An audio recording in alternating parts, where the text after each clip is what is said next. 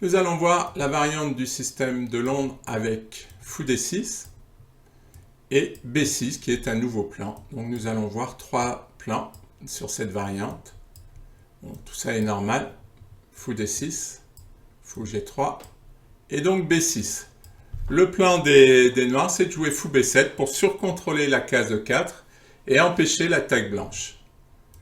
Cavalier D2, fou B7, fou B5.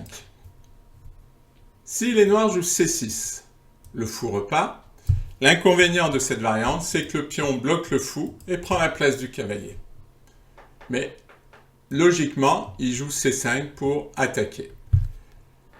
La menace des noirs est C4, donc toujours C3, petit roc.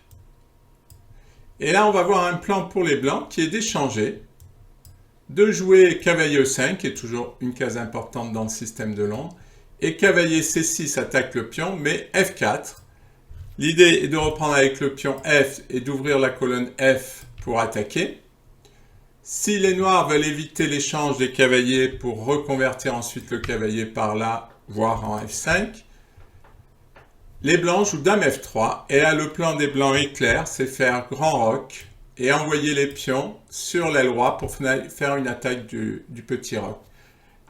Autre intérêt de dame F3, c'est de surcontrôler cette case 3 fois, parce que c'est vrai que si les noirs mettent un cavalier en E4, on est souvent embêté dans le système de Londres, mais avec le fou, le cavalier et la dame qui tiennent la case E4, normalement, on peut faire notre attaque sur l'aile roi sans être embêté. Reste à voir si les noirs pourront contre-attaquer sur l'aile dame. Ça dépend de la façon dont joue votre adversaire.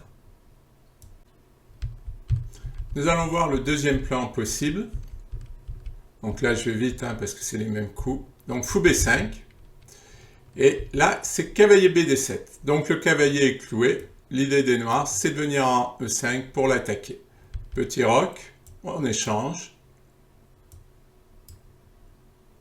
Et maintenant, fou prend D6.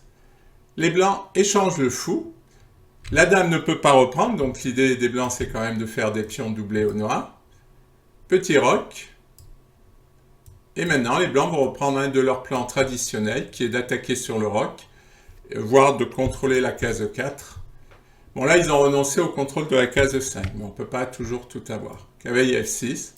Et un peu comme dans l'exemple précédent, dame F3, avec l'idée de contrôler la case 4 et de faire une attaque sur l'aile roi. Troisième plan possible. Je fais défiler les coups. Fou B5 échec, donc troisième plan possible, cavalier C6. Le fou ne prend pas, sinon n'aurait aucun intérêt, mais c'est le cavalier qui va venir attaquer le cavalier cloué, qui ne peut pas être défendu par la dame.